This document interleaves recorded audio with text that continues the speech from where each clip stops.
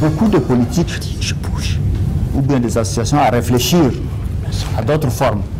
Parce que la lutte armée aussi a ses effets néfastes pour les pays.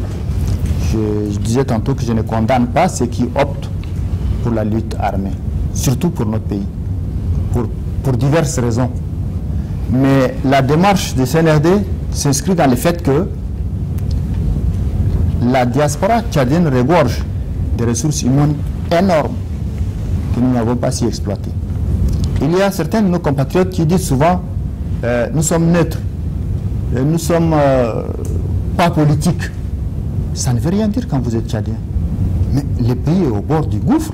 Le Tchad est dans une situation mais inédite. Allez vers les amis du Tchad, allez vers les organisations pour mettre aussi parfois à leur disposition les vraies informations, ce qui se passe réellement dans notre pays. Parce que nous avons aussi des représentants au Tchad qui, de manière anonyme, travaillent et nous informent. Idriss Déby, qui n'est pas irremplaçable.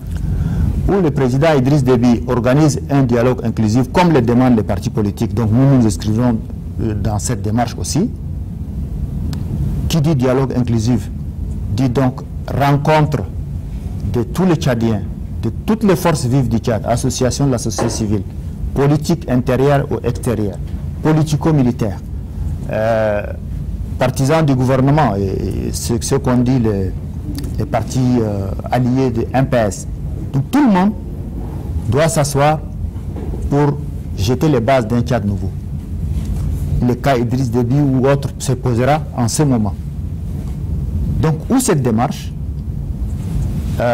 où Idriss Déby finira par être débarrassé par les Tchadiens, d'une manière ou d'une autre. La sortie dernière du moins d'Idriss Déby, c'est pathétique, c'est lamentable.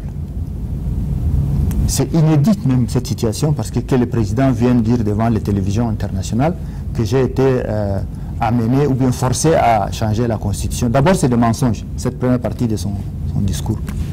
En 2004, j'ai fait partie des conseillers d'Idriss Déby. La loi constitutionnelle à l'époque, le projet de constitution qu'il avait mis en projet était déjà en avance, était même, la campagne pour le référendum était lancée. Et lui, il disait que c'est en 2006 que j'ai été amené à changer la constitution. Ce n'est pas vrai. Quelle est la raison qui a poussé les cadres, plusieurs cadres, dont quelques-uns parmi vous ici, y compris moi, à quitter Idriss Déby? C'est justement ce projet de constitution. Il ne fallait pas toucher à l'article qui concerne la révision, qui concerne le mandat du président de la République. Il avait insisté.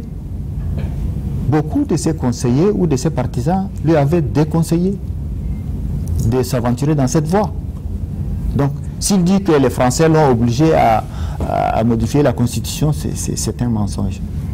Deuxième point de sa déclaration, je pense qu'il a parlé de qui s'est trompé. Au lieu de faire 3000 km de route, il fallait faire moins. C'est des histoires. On a dépensé 1000 milliards de francs CFA pour des éléphants blancs, pour faire des projets, pour faire ce qu'on appelle les marchés fictifs. Il a placé à la tête du ministère de l'infrastructure un ministre kleptomane à qui il a orienté tous les marchés concernant les revenus pétroliers. Les Tchadiens, ce n'est pas une information pour tous les Tchadiens. Les Tchadiens aujourd'hui, on venait de parler d'Internet, ils connaissent tout ce qui se passe, c'est une réalité. Alors ça c'est donc le deuxième mensonge. J'ai parlé de 1000 milliards pour de projets d'aéroports qui n'a jamais été fait, de projets de villas ou de bâtiments qui n'ont jamais été construits, et cet argent est parti en fumée. Et je parlerai aussi de 800 milliards dépensés pour faire de Amdiaras une nouvelle cité. Je pense que beaucoup parmi vous, les jeunes, je ne sais pas, mais il y en a qui se rappellent de Badolité. Badolité aujourd'hui c'est une ruine. Amdiaras ne sera pas habité. Cet argent aurait profité a injecté dans l'agriculture ou l'élevage, aujourd'hui, le gouvernement tchadien n'aurait pas déclaré chaque année la famine. Donc ça, c'est le troisième mensonge.